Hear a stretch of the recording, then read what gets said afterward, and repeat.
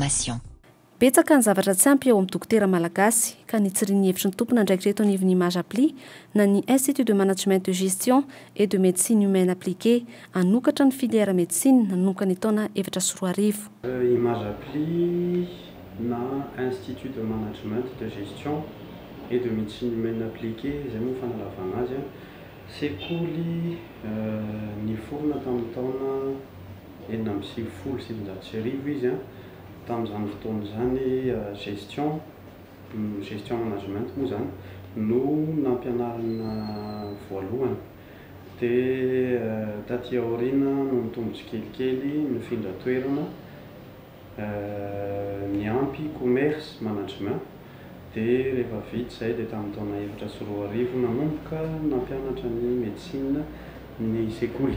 Anisany ao anatin'le antony nanokafana ny sekoly nanokafana an'le filière médecine zany le hoe rehefa mavita fianarana mampianatra avy ato amin'ny Image Appli ka manana fahafahana na koa tsy manana fa misy olona mety afaka manampy dia afaka manangana avy hatrany na io toeram-pitsaboana na io cabinet médical tsotra fandraisana marary.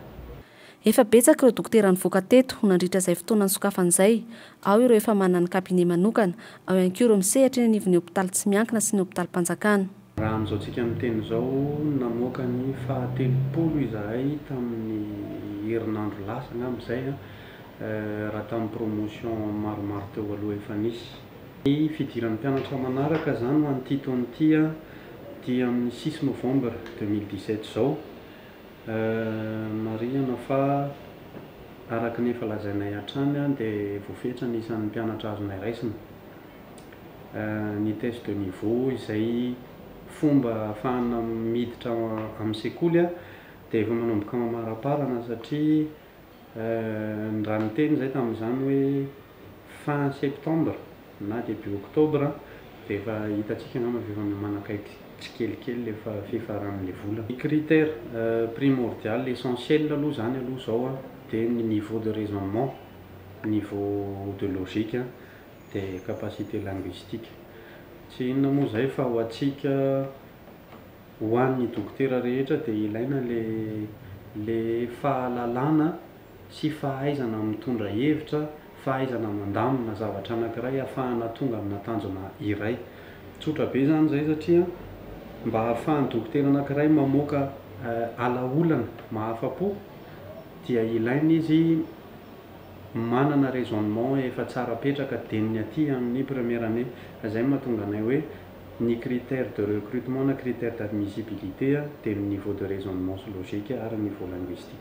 Vokatry ny fitovian'ny fomba fijery eo anivon'ny Image Appli sy Dr Fidy Etsambatomainty dia eto amin'ny clinique Fidy ireo mpianatra no manatanteraka ny fianarana asa na ny stage.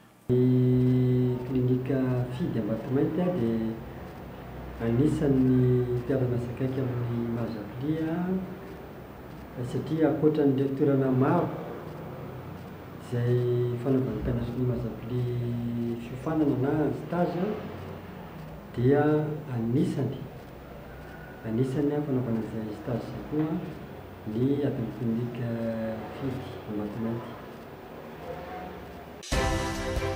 Madagascar Information vous remercie pour votre visite.